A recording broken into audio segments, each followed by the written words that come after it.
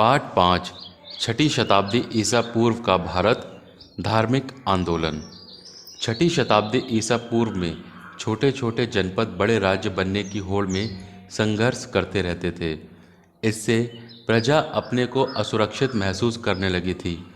पुराने समय में जन के लोग एक दूसरे की मदद एवं आपस में भरोसा करते थे। ऐसी बातें अब समाप्त हो चली थीं। अब ज़्यादा से ज़्यादा पैसा कमाने के लालच में लोग एक दूसरे से झूठ बोलने, एक दूसरे को ठगने व धोखा देने लगे थे। वैदिक काल के अंत तक धार्मिक क्रियाकलाप धीरे धीरे कठोर एवं खर्चीले होते गए। अब यज्ञों में पशुओं की बलि भी दी जाने लगी थी। चमत्कार और ढोंग ढकोसला का बोलबाला था। वेदों की संस्कृत भाषा जन सामान्य के समझ में नहीं आती थी। वर्ण व्यवस्था अब कठोर जाति व्यवस्था का रूप ले चुकी थी। पुरोहितों के द्वारा पूरे समाज को ऊंची तथा नीची जाति में विभाजित कर दिया गया। इन कारणों से समाज में पूर्णतः असंतुलन की स्थिति आ गई थी। ऐसी बदलती परिस्थितियों में लोगों के विचारों में बड़े बड़े बदलाव आ रहे थे। सभी के मन में तरह तरह के सवाल उठ रहे थे, जैसे यज्ञ क्यों करना चाहिए? क्या चढ़ावा चढ़ाने से मोक्ष प्राप्त होता है? क्या वास्तव में सब कुछ पूर्व निश्चित है तथा ईश्वर ने तय किया है? क्या अपनी स्थिति बदली नहीं जा सकती है? ऐसा क्या है जो कभी नहीं मरता? मरने के बाद क्या होता है? क्या तपस्या करने से तपस्वी अमर हो जाते हैं? इन जिज्ञासाओं के लिए उन दिनों कई लोग जंगलों में आश्रम बनाकर रहते थे। उन आश्रमों में वे तरह तरह के प्रश्नों पर चिंतन मनन करते थे। वहाँ आने वालों से वे चर्चा करते थे और अपने पास बैठाकर दूसरों को सिखाते थे। जो लोग आश्रमों में रहते थे वे ऋषि मुनि कहलाते थे। इन ऋषियों ने मृत्यु के बाद के जीवन के बारे में चिंतन कर बताया कि आत्मा या ब्रह्म कभी भी नष्ट नहीं होती है। आत्मा ही बार बार जन्म लेती है। कठोर तपस्या के द्वारा ही इसका ज्ञान होता है। आत्मा जब ब्रह्म से मिल जाती है तब मानव को संसार के कष्टों से मुक्ति मिल जाती है। आत्मा का ज्ञान ही परम ज्ञान है। ऋषियों के यह विचार उपनिषदों में मिलते हैं। उनमें से छांदोग्य उपनिषद की एक कहानी आगे पढ़ते हैं। शौनक, कपिया और अभिप्रातीन नामक दो ऋषि जंगल में रहकर वायु देवता की पूजा करते थे। एक दिन दोनों ऋषि भोजन कर रहे थे तो वहाँ एक ब्रह्मचारी आया। उसने ऋषियों से थोड़ा भोजन मांगा। ऋषि बोले, नहीं बालक, हम तुम्हें भोजन नहीं दे सकते। ब्रह्मचारी ने पूछा, कृपया आप बताएं कि आप किस देवता की पूजा करते हैं? ऋषि ने बताया, वायु देवता की, जो जीवन वायु अथवा प्राण प्रदान करते हैं। ब्रह्मचारी ने कहा, अरे तब तो आपको पता होगा कि यह जीवन वायु अथवा प्राण वायु पूरे ब्रह्मांड में व्याप्त है और इसी से ही सब चल है, अचल है, दृश्य है तथा अदृश्य है।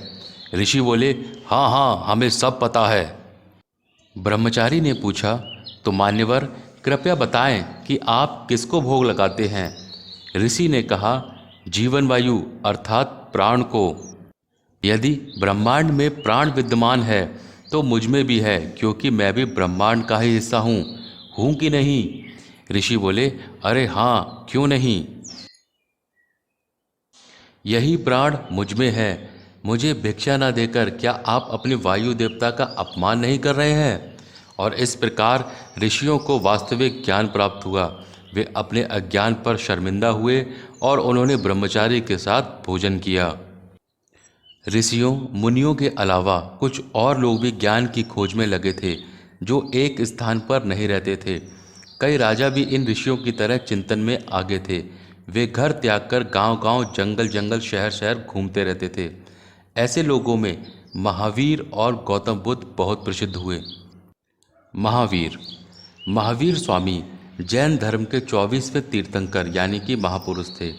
इनके बचपन का नाम वर्धमान था। इनका जन्म एक राज परिवार में वैशाली, जो कि वर्तमान बिहार राज्य में स्थित है, के निकट 540 ईसा पूर्व में हुआ था।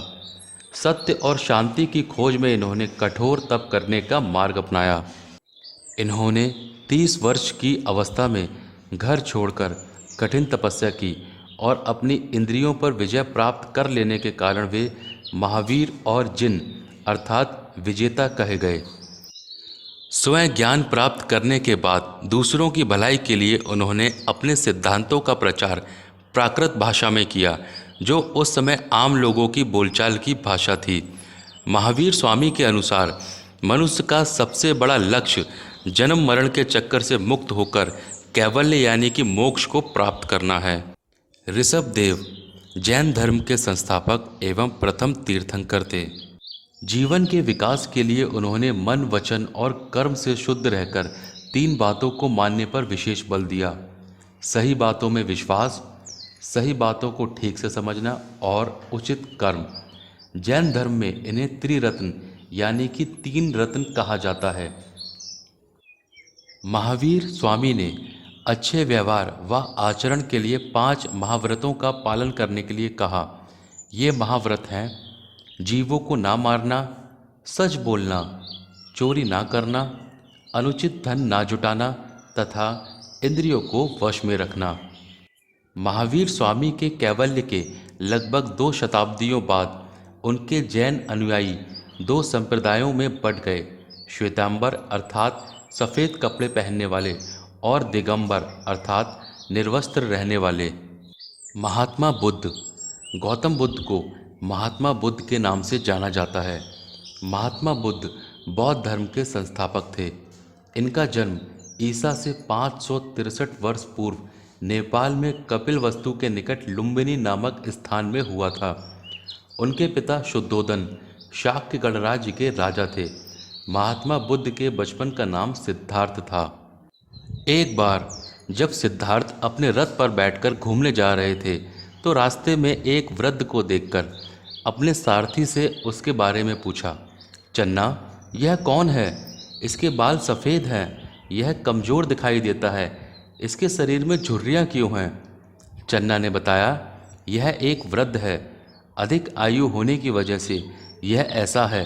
हर प्राणी एक ना एक दिन वृद्ध हो जाता है। और आगे बढ़ने पर उन्हें एक और व्यक्ति नजर आया। उन्होंने चन्ना से पूछा: चन्ना, इस व्यक्ति के साथ क्या हुआ है?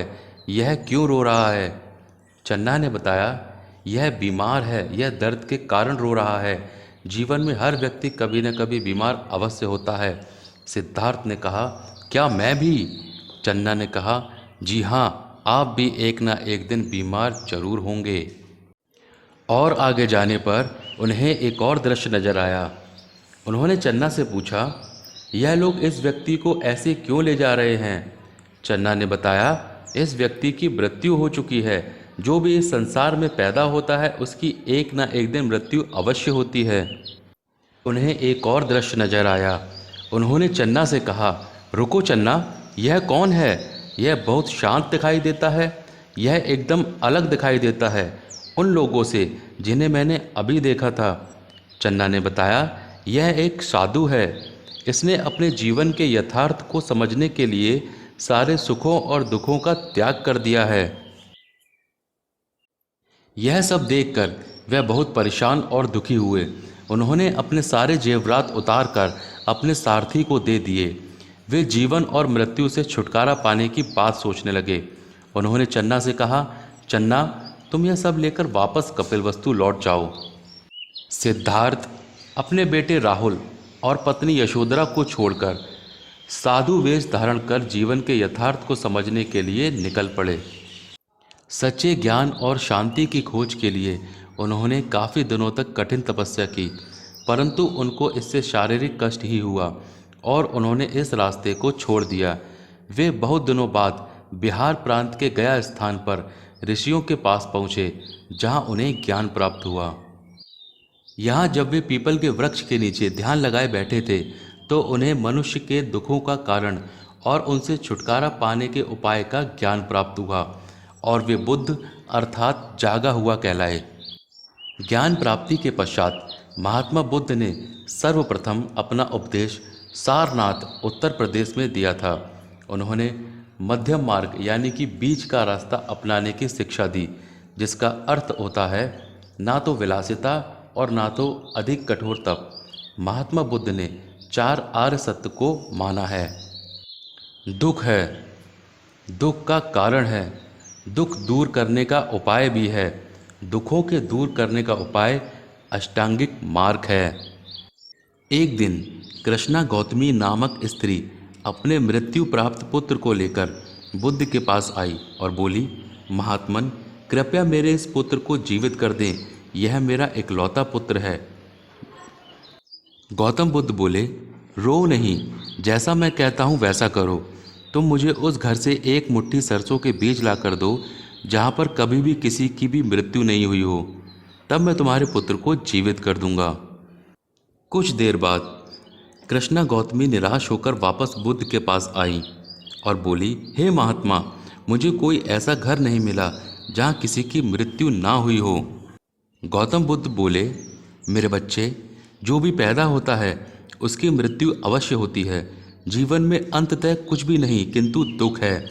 हमारी इच्छा की समाप्ति हमें दुखों से दूर करती है। ये अष्टांगिक मार्ग सरल मानवतापूर्ण व्यवहार के नियम हैं। जीवन को सुचारू रूप से चलाने के लिए सही सोच होना, सही बात और कार्य करना, सत्य बोलना, अच्छा कार्य करना, अच्छे कार्य द्वारा जीविका अर्जित करना, मानसिक और नैतिक उन्नति के लिए प्रयास करना, अपने कार्य व्यवहार पर हमेशा नज़र रखना, ज्ञान प्राप्ति के लिए ध्यान केंद्रित करना। महात्मा बुद्ध ने दुख से छुटकारा पाने को निर्वाण कहा है। उनके उपदेशों से मानव सोच में बहुत बड़ा बदलाव आया। उनके उपदेश सरल पाली भाषा में थे। उन्होंने बताया कि व्यक्ति का अच्छा या बुरा होना उसके व्यवहार पर निर्भर करता है, न कि उसकी जाति पर। महात्मा बुद्ध की मृत्यु यानी कि महापरिनिर्वाण कुशीनगर उत्तर प्रदेश में हुई। अब एक रोचक किस्सा सुनते हैं जिसमें महात्मा बुद्ध के शिष्य आनंद एक शूद्र स्त्री से पानी पीने के लिए मांगते हैं। मुझे प्यास लगी है, कृपया थोड़ा पानी दे बहन, महात्मा बुद्ध के शिष्य आनंद ने प्रार्थना की। शूद्र स्त्री बोली, क्या आपको पता नहीं कि मैं एक शूद्र हूँ? उसने आश्चर्यचकित होकर पूछा। आनंद ने कहा, मुझे यह नहीं जानना कि तुम किस परिवार से हो या तुम्हारी क्या जाति है। यदि तुम्हारे पास पानी है तो कृपया मुझे पीने के लिए दें। इन घटनाओं व उनके सदाचरण से आम लोग अति प्रभावित हुए और दूर दूर तक उनके अनुयायी हो गए। 2000 वर्ष बीत जाने के बाद भी महावीर स्वामी और महात्मा बुद्ध के विचारों का अनुकरण आज भी हो रहा है। सोचो, यदि वे कहते कुछ और करते कुछ तो क्या उनके ज़्यादा अनुयायी होते? महात्मा बुद्ध के निर्वाण के कुछ शताब्दियों बाद उनके बौद्ध अनुयायी 2 संप्रदायों में बंट गए, हीनयान और महायान। भारत की अहिंसावादी छवि इन्हीं के कारण हुई। इन धर्मों के आने से शाकाहारी संस्कृति को बढ़ावा मिला। ये धर्म लोकतांत्रिक एवं उदार थे। संगठित धर्म पर जोर बढ़ने लगा, जिसके कारण इन धर्मों का प्रचार दूर दूर तक बढ़ा। संचार साधनों का अभाव होते हुए भी विदेशी नागरिकों ने इन धर्मों को अपनाया, जैसे चीन व दक्षिण पूर्वी एशिया। इन संघों में महिलाओं के प्रवेश के साथ साथ उन्हें ऊंचा स्थान दिया गया। बुद्ध के पूर्व जन्म से संबंधित जातक कहानियों ने नीति और धर्म को सरल भाव में लोगों तक पहुंचाया। राष्ट्रध्वज के मध्य में बना चक्र बौद्ध प्रतीक धर्म चक्र प्रवर्तन है। सिंधु सभ्यता के बाद 6ठी शताब्दी ईसा पूर्व में जाकर पुनः नगरों का विकास हुआ। इससे पहले की संस्कृतियाँ ग्रामीण संस्कृतियाँ थीं। इसे इतिहास में द्वितीय नगरीकरण के नाम से जानते हैं।